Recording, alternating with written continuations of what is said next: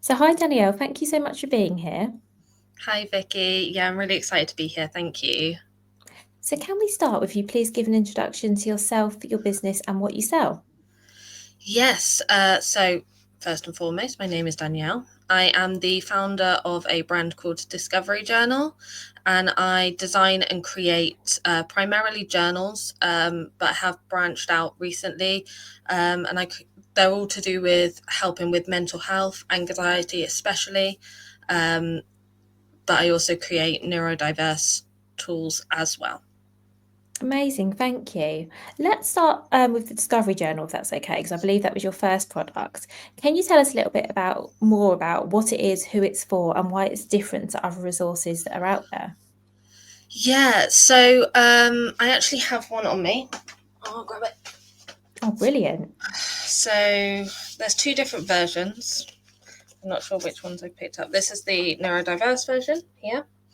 So primarily, I wanted to create something that was designed for adults, um, and the journals are. I would say they fall into the kind of CBT wheelhouse, but not quite. So they're very logical, they're very cognitive, they're very data driven. So instead of what you see on the market at the moment, which all seems to be positive affirmations and grounding techniques and mindfulness, um, what I create are more to the point, and you're just noting down where you've been, who you've spoken to, stuff you do every day, um, and you collect data which forms patterns and monitors mood, so you can see where peaks and triggers are occurring. So it's different for that reason. I don't like to be put in the wheelhouse of wellness journals. That's not what I do. Um, these are for mental health. These are for people that have high stress, anxiety disorders, depression, OCD, and I don't shy away from that. That's brilliant, thank you. And can I ask how the neurodiverse version is different, if you don't mind me asking? Yeah, of course. So the neurodiverse version is exactly the same layout as just the standard version, but it's printed on a different color paper, which makes it easier for anyone that has any learning difficulties or dyslexia. Um, so it's not the contrast of black and white, it's on a cream paper, so it's muted colors. Um, there are more illustrations, not many. I hate the use of emojis in these sort of things. I find them very childish. So I've tried to steer away from that, but there are smaller kind of indications, like little prompts on what each section does. The neurodiverse version is also more structured in terms of using emotive language, um, and being able to um, acknowledge and identify certain emotions throughout. It also features a page that's dedicated to sensory triggers and shutdowns and meltdowns, um, as well. So that takes those into consideration for anyone who is on the autistic spectrum. Amazing. Thank you so much for explaining that. And I definitely can see that. So these are for people who already know they have anxiety or depression or some other mental health condition, rather than those of us who are, like you say, focused on our well-being and trying to maintain, whatever state we're at now. Yeah, absolutely. I mean, I don't actively deny anyone using the journals. I Yeah. think, I say to people, you don't have to have a diagnosis to use them. Anxiety specifically is referred to as a common mental health disorder. It's something that we're all likely to experience at some point or another. So keeping on top of this stuff is really important anyway. If that's something that especially runs in your family, or it's something you're concerned of, or something big is coming up, it's always important to stay on top of your mental health regardless of diagnosis. um, but ultimately you're going to get a lot out of it, if you're already at a point where, especially myself, I was at a really, really dark place when I started um, kind of thinking about this sort of thing. And it wasn't until 10 years later that I actually designed the journal. But I think you need to have an understanding of your condition, of where you're at, of where your mental health is or is going to be using this sort of resource. Yeah, that makes a lot of sense. Thank you. You touched on it really briefly then, but would you mind talking a bit more about what inspired you to create the journal? Yeah, of course. It was actually a bit of an accident. I don't know whether this works in my favor as a business owner, but I never intended to start this business. I never intended to do this. When my mental health got better, and like I said, it was 10 years of trial and error to get to that point. I was quite happy to shut the door on it and say, I'm done with you, walk away and live my life. And that wasn't the path I took. I couldn't help but see and identify people around me that were struggling. And I had a friend in particular who I could identify what they were going through as anxiety and depression. They couldn't, or wouldn't, which happens to many of us. And I remember saying to them, well, do you journal? Do you write anything down? Do you take stock at all of your mental health? And they said, no, I don't have time for that. I've got a family to support and I've got to go to work. When am I going to have the time to do that? And I thought, you know what, that is a really decent point. Because when you think about journaling and you think about writing, you know, even just thinking about it, an hour's gone, let alone sitting down and committing to the flow of what you're feeling. And that can take a lot of time out of your day. So I initially designed the journal, or the initial framework of it, for this person, and gave it to them in hopes that it would help. And it was them who kind of turned around and said, this has kind of really worked. It's quick, it's simple. I can get through it. I don't have to be emotional or soul bearing. There might be other people that respond to this kind of monitoring. And so unfortunately, when COVID came around and I had a bit of time on my hands being off work, I kind of committed more to it and started hand baking them on my dining room table and seeing if people liked what I was doing. And it's kind of gone off from there. Oh, thank you so much for sharing all of that. And I think it's interesting what you said about how you didn't plan it to be a business. And actually, I would say that one of the best type of businesses to have is a business where you're selling something that solves a problem that you have. I don't, problem might not be the right word, but you know what I mean? A product that meets a need that you've had that will also benefit other people, because you know you know what I mean? I feel like that where you know your product, there's a place for it.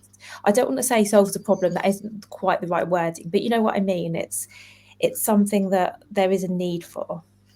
Yeah, absolutely. And to use the terminology problem, it is pretty accurate. Well, when you're talking about neurodiversity and stuff, not so much, but I think most people that have anxiety disorders and OCD and depression would categorize it as a problem. It is something debilitating to their lives. And like I say to everyone, I can't guarantee that what I'm doing and what I'm creating is going to solve it. A lot of this stuff comes from within. It's about your own motivation, your own want to get better, your own resources and time. But if you think the way that I think, and I think quite logically, then it's going to certainly help you. It's going to certainly help you to progress and keep that motivation up, because you really can't expect other people to make you better. It's the same with physical health. You break your leg and you go to the doctor and they'll fix it and they'll give you pills and whatever. Mental health just doesn't work like that always. Medication can only go so far. It's only applicable to some people.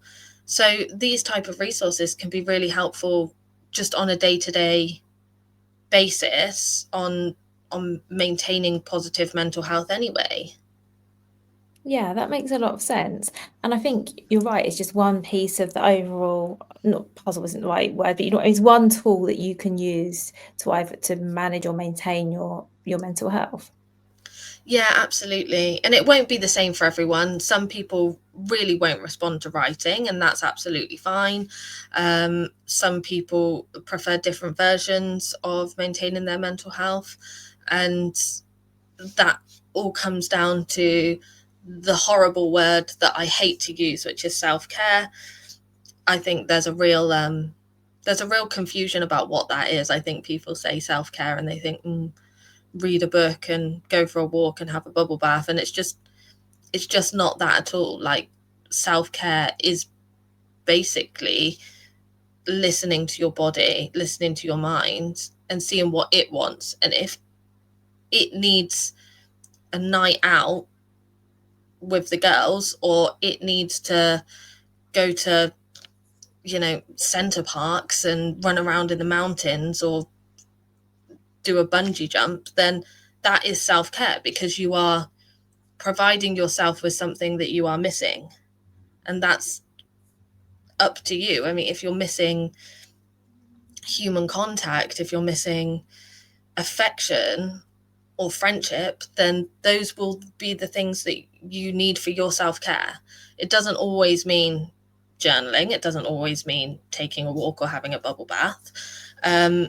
It's really individualized, and you just need to find what's right for you. And I am a journaler. I think a lot of people are, and this will work for people that respond to it. I absolutely know what you mean, because I think it's just understanding it's not a one size fits all. I feel the same about rest, because for some people rest means sit down, put your feet up, don't do anything. Whereas for me, I don't like that sort of rest. That sort of rest does not work for me. A rest for me would be going for a long walk on my own. If you see what I mean, Yeah. that for me would be a rest. But I think quite often we're told, oh, this is the way to take care of yourself. This is the way to rest. This is whatever it is. But I think you're right that it has to be what works for you, and there definitely isn't one solution that's going to work for everybody. And I guess by taking care of your mental health and getting an understanding of yourself, you learn what are the things that work for you, as opposed to what are the things that we're told should be working. Yeah, absolutely. And what the journals do in that respect is they kind of find your baseline. So the more you write down who you're interacting with, how you felt about those interactions, where you visited, how you felt about where you visited, those kind of small details in our everyday life, they create a baseline of where those kind of peaks in anxiety or triggers are coming from, and just get a better understanding of who we are, because a lot of this stuff we just completely ignore. And I agree with you 100%. People always tell me to rest, and I think you would agree, being that you have this podcast, and I have my own business, and rest isn't always an option. Um, so it can just be just putting the laptop down for a second and taking yourself out, or doing a bit of shopping. That's doing chores around the house that have been neglected. That is kind of a form of rest, because I'm getting something out of it, um, while not completely draining myself mentally. It's tedious. Tediousness can be my rest. Yeah, I know exactly what you mean. So let's talk a little bit more about sort of the creation of that. We'll stick to the journal for now. I know you have other products which we will talk about. So you mentioned earlier that you were hand making these. So how were you? So were you literally having a book and drawing them in? What were you doing at the start?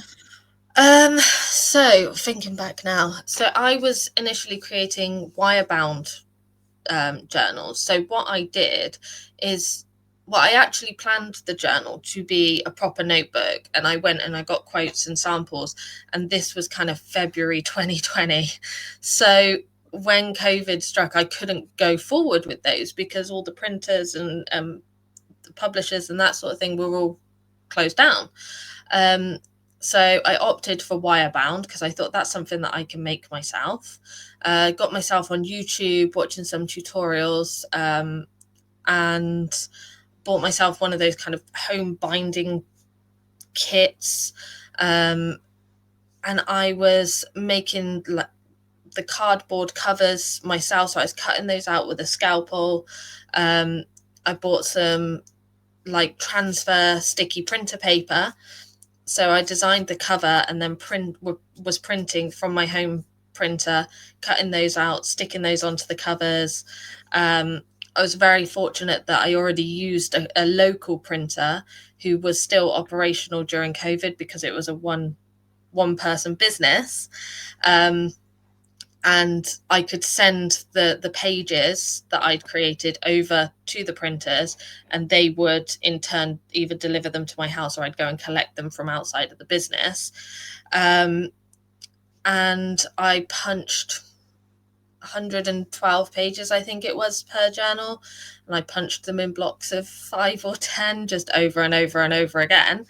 And then used my binder machine to close, and that was kind of like the process of just creating one journal. So one journal would take me probably about an hour and a half to make initially.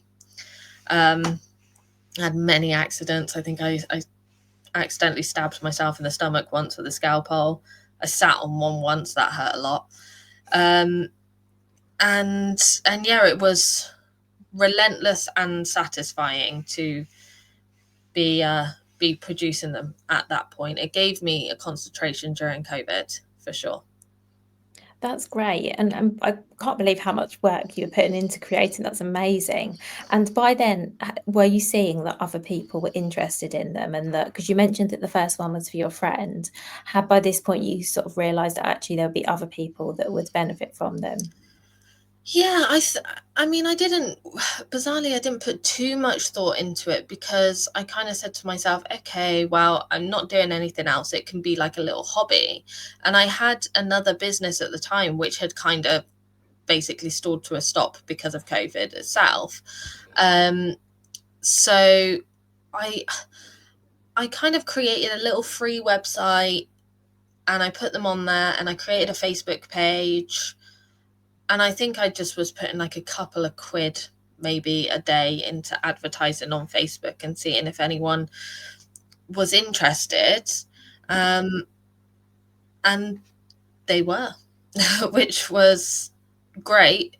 But it just meant then for like the next 2 years basically of being at home, it was just complete relentless making journals. And I had to find a way to be able to fulfill all the needs of what I was doing and what I was saying the journals could do, while still being able to find an avenue where I didn't have to make them all from scratch. And that was a challenge in itself. So so let's talk a little bit more about that. So how did you go from making them all yourself to, I assume now they're made somewhere else? Yeah, so there were a lot of, kind of like with every business, there was USPs which I was very kind of gun-ho that I had to maintain. And a couple of those being that they looked like they weren't designed for kids. I think a lot of journals and wellness aids and stuff are all very patronizing sometimes, big smiley faces, and you should be positive and you should be happy. And I think all that does is kind of, for some people it works, for some people it kind of makes them feel incredibly guilty that they cannot achieve this level of positivity and gratefulness all the time. So I wanted it to be a very adult resource, very kind of pared back, and I wanted it to be refillable, because I think charging 20, 25, 30 pounds for a journal, that when you reach the end of it you've then got to pay another 25, 30 pounds to keep it going. Just people who have mental health difficulties have enough difficulties on waiting lists and this, that and the other, to then give them more financial trouble is just, it's not beneficial. So I wanted it to be refillable, and I wanted it to be able to lay flat, because personally I have had journals in the past where I've gone to write and there is nothing more annoying than having the book fall on your hand mid-flow. So those were kind of like absolute essentials. So what I opted to do was go for a ring binder. I was already doing wire binding, so it was very similar. So I opted for a ring bound, and then left-handed people can take the pages out and use the other cover to write if they'd like to. It seemed to tick all the boxes of what I needed the journal to do. And I didn't realize it would be quite as much of a challenge as it was to try and find people that were still making ring binders, because they'd kind of, in a way, fallen out of favor. I think, you had the big businesses like your Filofax, but other than that, people weren't necessarily creating these kind of smaller ring binders anymore. So trying to find someone in the UK that did was a real challenge. And yeah, I was very lucky that now I do have a regular manufacturer for the ring bound. But that back and forth probably took about 8 months in total. Yeah. Oh, wow, that's a really long time. Yeah, it was a really long time when demand is only increasing, and you're trying to negotiate back and forth to try and how quickly can I get the ring binders. And I am quite a perfectionist. I knew what I wanted, and I knew what I wanted them to look like, and I wasn't prepared to order anything until they were the way that I wanted them. I felt a huge responsibility for the product that I was selling. People like me who have mental health difficulties were looking at this as something that might help them, and I felt a huge responsibility to get it right. So it took the time it took. I think I hear this so often, by the way, about how long it takes. So I think it's really useful for people to hear because especially when you have like an exact specification, which by the way, I think everyone should have for their products, you should know exactly what you want. I think it can take time to find someone who can meet that brief. And I'd also say that it's worth spending that time because I don't think any of us want to feel like we've compromised. Yeah, absolutely. And like with anything, there are compromises that have to Yeah, be made at somewhere down the line. But at that stage, certainly I wasn't prepared to make any. And I always like to be really realistic with people in terms of when you're running a business and the roadblocks that you can come up against, because I think certainly in our culture and in the UK, it it is promoted that we support small business and make your dream come true, and all of that. And actually, most of the time we don't have the ecosystem to be able um to actually support small business, and it does take a really long time. It's not as easy as it's made out to be, and you kind of do have to be adventurous to get the result that you want to get, really. definitely. And I agree with what you say, by the way, that there definitely needs to be some level of compromise in some things. But I think when it comes to the spec of your product, I think everyone has the real key things that they want their product to be or have or do. And those are the things where I think actually, you have to stick to your guns on that. Because, for example, if your product wasn't ring bound and wasn't refillable because you've given up on that because that was difficult, you probably wouldn't have the same feeling about the product. Do you know what I mean? If it didn't tick those boxes that you set out to do. Yeah, it is difficult, because I think anyone that's in essence selling anything needs to be able to believe in their product. And the main bulk of my product is in the paper, it's in the content of the journal. But a lot of people buy with their eyes, a lot of people have specifications. For instance, I was talking to teenagers that are at boarding school, or people that are in delicate domestic situations that didn't feel comfortable having a journal that you weren't able to lock. So I designed a lockable one. And even though the bulk of the product and what I'm selling is in the content of the journal itself, the outside, what it comes in, all of those sorts of things, I can't compromise on that, because I'm cutting out a huge segment of people that could benefit from the use of the journal, but they just don't feel secure enough to use it. That makes sense. Thank you. And that leads me on really nicely to what I wanted to ask you about. You've actually given me one example there, because I wanted to ask you about the feedback you've had and whether that has influenced any changes or any new products. So you've given the example of the lock there. What other feedback have you had? What type of feedback are you getting? Yeah, I mean, I have been, I don't like to use the word lucky because I think it takes away from the amount of work. But I've been very privileged, I would say, to have the feedback that I have gotten. You know, 99% of the customers that I hear from only have good things to say, or slight improvements that they want me to make, which I go ahead and, if it's within my capabilities, I do it. Since I design the journals myself, if someone says, "Oh, can you take out this bit and put in this bit," or whatever, I'll do my best to try and accommodate that need. Um, there have obviously been times where some of the feedback has been negative, and that's usually, keyboard warriors on Facebook. And that's their opinion, and sometimes I'll take them on and sometimes I won't. But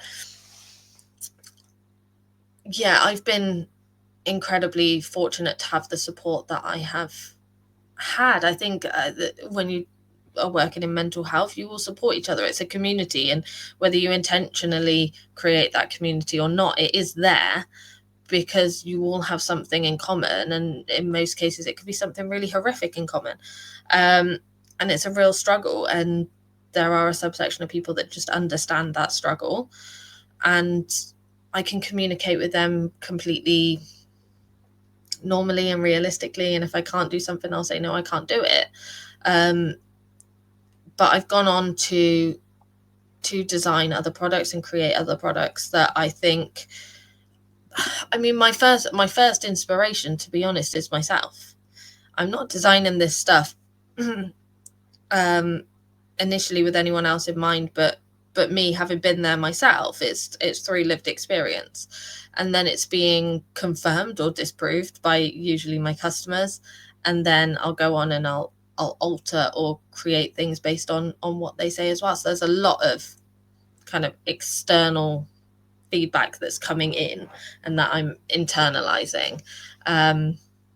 So yeah, it's an ongoing process, and I get ideas every day, and it's just a matter of time before I have the money and time to start churning them out, really. I think it's great you're able to do that, though, that your customers are able, feel they can share with you what's working, what isn't, and they can make suggestions and that you can implement them. So can we talk a little bit more about, I know you've expanded your range beyond the Discovery Journal now. Can we talk a little bit about some of your other products, maybe how they came about? So are there some that were influenced by customers, or are they all based on your experience? It'd be great just to talk a bit more, please. Yeah, of course. I mean, everything that I design anyway always goes through some sort of vetting. I have charities that I work with, and schools that I work with, and often I will go to them and say, is this appropriate? Does this work? Especially with like neurodiversity, I want to make sure that everything is as it should be. Very recently, I'll just grab it. Very recently, only a few months ago actually, I designed these. So these are their prompt cards for journaling. I think there's one thing to be able to create the Discovery Journal, which is bulleted and you can work through it in 5 minutes. And there are other people who like to free write. And there is space in the Discovery Journals to use these prompts with the bulleted version. But if you're already a journaler and you don't need that, then these will be really good for free writing. They are color coded for easy, medium, and hard.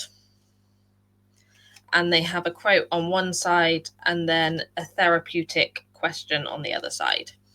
So it gives someone a bit of focus of what topic to write on and what to explore, because sometimes it can get a bit like monotonous, just being like, oh, this is what happened in my day.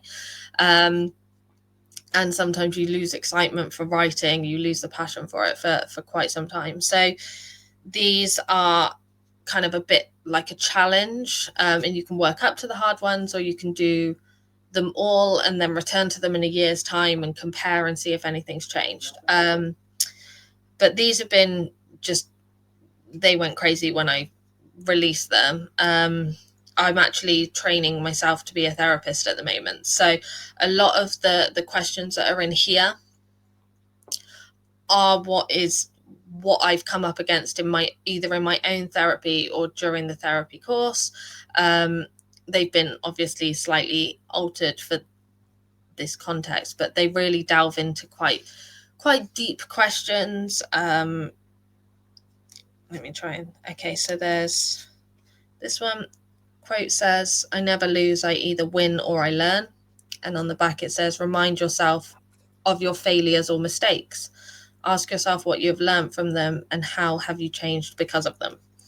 So it kind of just inspires a little bit more internal thought and a little bit more internal work. So it's pretty much completely opposite to the discovery journal format and the data collecting and that sort of way of thinking. This is far more open to the elements in terms of what you can explore and write and uncover about yourself.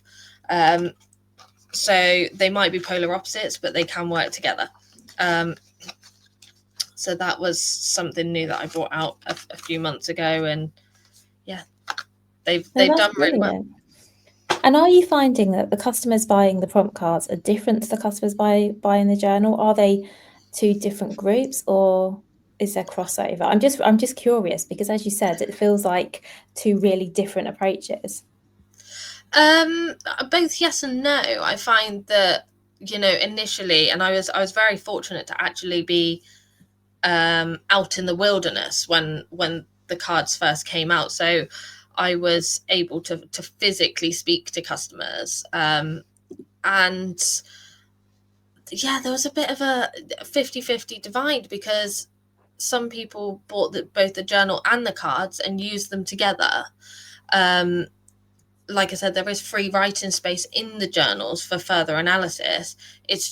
But it's not a plain notebook. So some people bought them together and wanted to use them together. On the one hand, do the data collection to find triggers, and on the other hand, do the internal work and work with the therapeutic questions to get a better understanding of well, realistically, it's usually trauma or something, past experience, wanting to understand yourself a little bit more, who you are, why you think the way you do. So they're both really important techniques and aspects, so they work brilliantly together. And yet there were people, on the other hand, I would usually ask when they came and spoke to me, "Do you journal already?" If the answer was yes, they free journaled, then the cards were really beneficial for the work they're already doing journaling. I'm not in the business of forcing anyone to use anything. I'm not in the business of convincing them that what they're already doing is wrong and they should be using what I'm trying to sell, because that's counterproductive to mental health. If they're doing something that already works for them, then I'm not about to push something different on them, because that, it doesn't reflect well on me if it doesn't work anyway. So I'm trying to create things that work for multiple different people, that respond to multiple different things. So yeah, there's a bit of a crossover, but personal choice, like with everything, personal choice. Yeah, thank you. No, I was just really interested. And I think what's great about the range of products you're developing is, as you say, we were talking about how self-care and wellness isn't one size fits all. And by having a range of products, and you have something for everyone, hopefully, depending on what people are looking for and what works for them. Yeah, absolutely. And I do have to rein it in sometimes. Like I said, just keep getting ideas and don't necessarily have the time or the budget to be pumping them out as rapidly as I want to be. But what's really important for me is that everything that I create does a job. It has a purpose. It actively helps.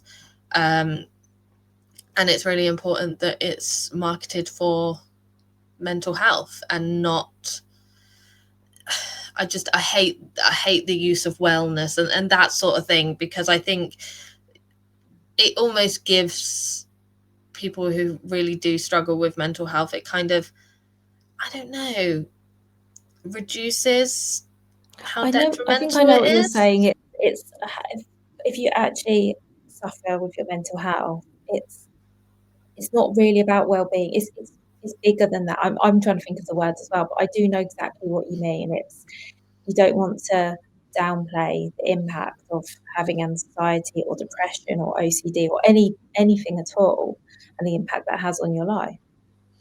Yeah, and I think the more these words kind of like wellness, well-being, self-care, get rammed down the populace's throat, the less the people actually genuinely want to see of this stuff, the less they believe in it, the less they think it worked. I mean, more I've noticed certainly over time that if I put an advert out or something like that, I get far more, you know, keyboard warriors that are kind of like, how would you know? And I don't want to be seeing this more of this kind of rubbish and that sort of thing. And it desensitizes people to things that can actually help, and it can make people angry if the education and the knowledge isn't there to support it. People see it as, oh, just another thing that someone's saying is going to help, and it's a candle for anxiety, and fine, but it makes it far more difficult for the likes of me and other people that have these tools that are genuinely just trying to help people like themselves. It makes it harder for our voices to be heard amongst everybody else's. I can definitely see that, and I'm really sorry that you get that sort of reaction as well when you're creating products that, that are really well-intentioned, that are well-researched, and that have a real purpose and, let's face it, a real need as well. There is a need for these types of products. So I'm sorry that's the response you're getting, and yeah, why do you think that is? Do you think people are just, I don't know, insensitive or not informed, or they see so much of it? I think it's kind of all of those aspects. I think miseducated, misinformed, that sort of thing, fuels a lot of this type of stuff. And I think, yeah, over exposure to it as well, kind of desensitizes people. Um, and if you don't have experience, like with anything, if you don't have experience of it, if you haven't come across it, then you're highly unlikely to understand why these products are being promoted or created for other people, because it's not something that you've come into contact with. um, and personally, if I don't have any experience with a subject, I tend not to weigh in, and try not to have an opinion on it, because that's not my place. But many people don't feel that way and feel like their opinion should be completely valid, even if they don't have experience in it. And yeah, I think any small business owner, any business owner, will always come across negative opinions and uneducated or misinformed opinions, and it's how they handle it. I mean, I got advice once which was, never say anything, just ignore it. Any news is good news, just let them keep racking up their comments. And for the most part, I take that advice. There are a few occasions where I will snap back. whether whether that does me any good or not, I don't know. But when you have life experience with this sort of thing, and people are, or a person is publicly and openly dismissing your experience or the experience of other people like you, it can be quite difficult to bite your tongue. And in those cases, I always decide to take a really calm and really logical and educational approach. and that most of the time works. Oh, well, I'm glad you're able to stay so positive despite all of that, because it must be hard, especially when, you know, some of this is directed at you and your experience, and your product. You know, it would be very easy, I think, to take it all really personally. So I'm pleased you're able to still be fairly, you know, to be positive, whether you're feeling, I don't know, maybe you're possibly what you're feeling is not always positive around this, but I'm glad you at least are hopefully not taking it to heart, is what I guess I'm trying to say. Yeah, I don't really take it to heart anymore. I think you have to find some sort of compartmentalizing, I guess. Um, but especially when you're the one creating these things, you're the one that's driving it. It can be quite difficult to do that. But the business has grown organically for the last kind of nearly 5 years. Most, if not 99% of the feedback I get is good feedback. And that outweighs it. You know, when a really horrible comment comes in and you feel terrible about it, then I've got, 800 other people that I can speak to that'll completely debunk that. So I'm very fortunate in that way. Definitely, you're definitely reaching the people who you need to reach, and yeah, and you're definitely making a difference. So you're right. I think holding on to that is definitely a good strategy. So thank you so much for everything you've shared, Danielle. I'm going to put links to your website and everywhere people can find you in the show notes for this episode.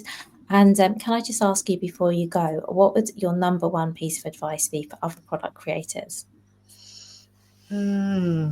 Um,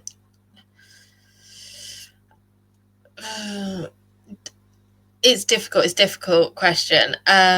Persevere, I would say, but also with a pinch of salt.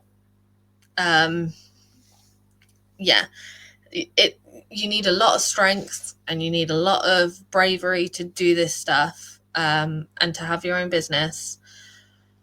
But yeah, take everything with a pinch of salt. Not everyone's people like to promise you the earth, and they don't deliver. So just to trust your own instincts and do what you think is right for your business. That's brilliant advice. Thank you so much, Danielle. All right, thanks, Vicky.